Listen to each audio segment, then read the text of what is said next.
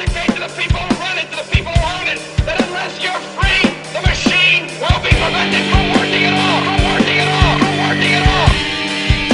Don't lay down and die because a new world order, the business of the day for the elite, when they're coming to take your freedoms away. You have to fight against the tyranny and read between the lines to find the truth that they try to hide right before your eyes. You can't even see it when you're looking at yourself, but that's the way. What's good, folks? Permanent Patriot here. I was watching this again last night for about the 10 millionth time. This is one of the most incredible stories that you will ever hear. And even the video is pretty damn good. You don't have to be Christian or believe in God to enjoy this. Or just watch it. But I know there's a lot of people that are looking for answers of, is there a God or not, at this great fucked up time in the world. And I know most of you are, not believing. But folks, first of all, you got the balance of levels here. You gotta have balance in life. There's good and there's bad. There's a opposite, you know what I'm saying here. Positive, negative, pro, con. Okay, we can go on forever. But if there's a good, there's a bad. It's that simple. If there's not, ask yourself, who's the devil fighting then? The main thing for everyone who doesn't know is the ETs, aliens, are actually demons, and they not only want our soul, but they want our bodies to use, because we're using our bodies right now. These ain't ours. He's rented them. But this tells it a hell of a lot better. Trust me. And I'm just gonna go through the good parts of it and shit, because this is an hour 25, and this isn't even the long version. Long version is about 4 hours. Probably take all day. I'm telling you, folks, it's an incredible story, and I wholeheartedly believe every word of it.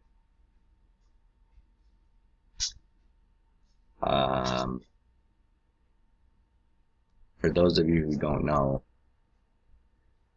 the faithful ones, okay, it says Lucifer and the third of the angels went to war with God's loyal angels and were cast down by Michael and the faithful ones. Michael and the faithful ones are the ones that surround God. They're like his security team.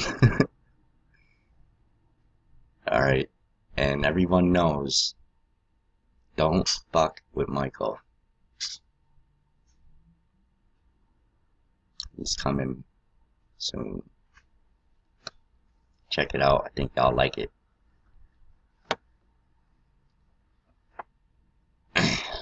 I'll just get to through these points, because this is important to know. Many people do not know this, especially if you're not Christian or Catholic. I never really got the difference between Catholic and Christian. I mean, to me, they're one and the same.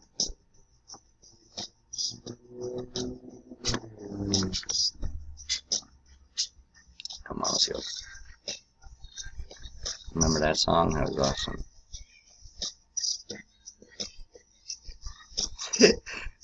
That's an awesome song. Okay, check it, folks.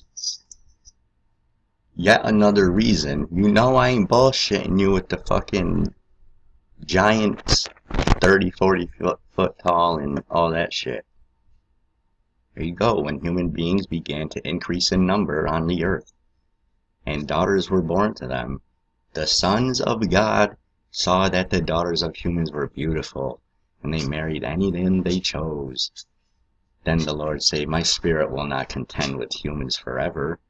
They're mortal. Their days will be 120 years, which is on average what we're living right now. I guess I should probably mention, before we really get into it, that I do not have a religion. And I don't mean that I'm not spiritual, because obviously I am. But God don't make religions. And He certainly don't make religions to attack other religions. We are all one. Is that sending off any signals to anyone? We are made in His image. Still, any signals? Doesn't have anything to do with race or religion. Can we please, after this many thousands, millions of years, get this shit over with already? The fucking whole race religion thing. Just throw them both out the damn window. How's that? And if there's two things I could have anybody read right now, ever, in fact, it'd be the Book of Revelations and this. Yeah. So, don't let anybody confuse you with this, the fallen angels were just rebel angels. Oh, they just wanted... Listen. That story's over, okay? That book has already closed. They're fucking evil demons. End the story. You get no other chances. Okay? They're mating with mortals. Perhaps its understanding of the end of time fell out of favor with Jews and Christians. The book of Enoch begins with a warning to all humanity that a divine judgment has been rendered and a sentence will be imposed. God tells Enoch that all life on earth will be destroyed in a violent flood, and, as with the story of Genesis, God brings this evil on the sons of God, angels who lusted after the daughters of men. These angels are sometimes referred to as watchers. They keep constant watch, and they decide one day, 200 of them, that they're going to descend to the earth. They would like to very much make contact with these mortal women. The book of Enoch may have been an attempt to expand on the mysterious giants, the sons of God, and the daughters of the earth, spoken of in Genesis. Anytime you read Genesis, there are all kinds of unanswered questions. Suddenly, there is this few verses at the beginning of the flood story about giants in a land that come from the sons of God mixing with the daughters of the earth. And you stop and think, wait a minute, what's this all about? Yeah. No, it's I like mean, it went by too fast. And you know why? Because everybody thinks that when they hear this shit, they think of it, they automatically write it off as fiction. And you want to grab it and say, wait a minute, what was this? The book of Enoch offers a disturbing vision of the fall of the angels, who lust after murder. And they began to go into them, and to defile themselves with them, and they taught them charms and enchantments. And they became pregnant, and they bare great giants whose height was 3,000 ells. And when men could no longer sustain them, the giants turned against them and devoured mankind. And those days shall come again. That these angels have crossed over this boundary that they shouldn't have. They were spiritual beings, and they were to remain as such. When they decided to descend upon earth, was unleashed upon the earth all sorts of problems. Not only these giants who are bloodthirsty and violent, but also these angels went on to teach humankind a variety of forbidden crafts. They also taught human beings how to make weapons of war. Yeah. Now, the good angels, That's when we the start ones again. not tempted by these beautiful women, go to God and say, You know, there's a lot of bloodshed caused by these bad angels.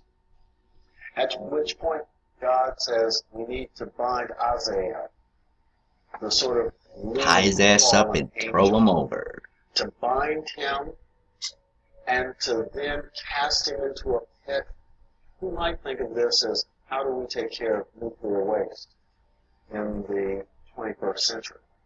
You take it out to a part of the world where no one lives, and you bury it as deep as you can. For this community, the angel Sort of wind was like blowers. that sort of nuclear waste. They'll go through them all later. It's Dangerous. incredible. Volatile. All the different angels they After got. the rebel angels are cast into the depths of the earth, Enoch has a dream vision. The lead angel, Azazel, begs Enoch to plead their case before God, to petition the Almighty to release them from the depths of the earth. The request for clemency is denied. This version of the fall of the angels Nope. was very popular in its day. And So don't think God won't say no to you, motherfucker. for centuries to come.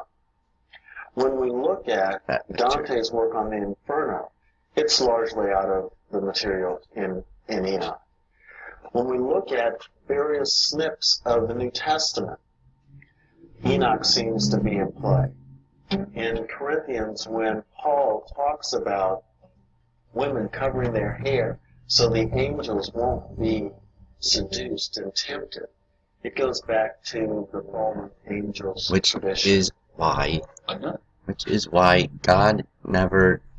God had them take off jewelry and makeup. Okay? If you notice, God and all of his people, they don't be going around dressing up in bling bling. No, they just be wearing little robes. Simple suits. That's it. Look how the fucking devil shows up to you. episode tells of Uriel, a powerful angel in charge of the stars, who becomes Enoch's guide from the heavenly realms. Uriel's name, in fact, means God is my light. And whenever he is described, frequently in relation to God, he is situated to the east of God's throne. This is very interesting. Of course, the sun rises to the east. So this gets us thinking, Uriel, a figure associated with light, perhaps associated in some way with the sun, or the stars, or the idea of these heavenly bodies making their rotations daily. And all these Uriel, the holy angel, who is the leader of them all, showed to me, and their positions, and I wrote down their positions as he showed them to me. And so something is going on here with the stars. It may well be going back to the role of astrology and the study of stars in the Persian Empire that is now giving rise to this new awareness. Boom. Boom, motherfuckers. There is your Earth.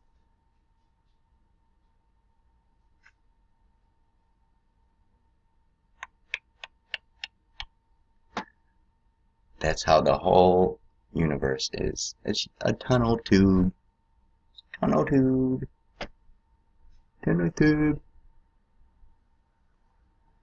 Folks, we're sandwiched in between water. There's water on top. There's water below. We're in the middle. Which is another reason why no motherfucker could go to space. That constellations aren't just constellations of stars, they're constellations of power. And through this tour of heaven, Enoch gets the information, and he knows where the powers are. Domed. And to know where the powers Assholes. are means that you have access It's a to domed power. Earth. With its much descriptions of heavenly If it was spinning powers, thousands of miles an laws hour, that you think he'd be able to stick his head out like that? angels, Enoch was one of the most popular books among the early Christians.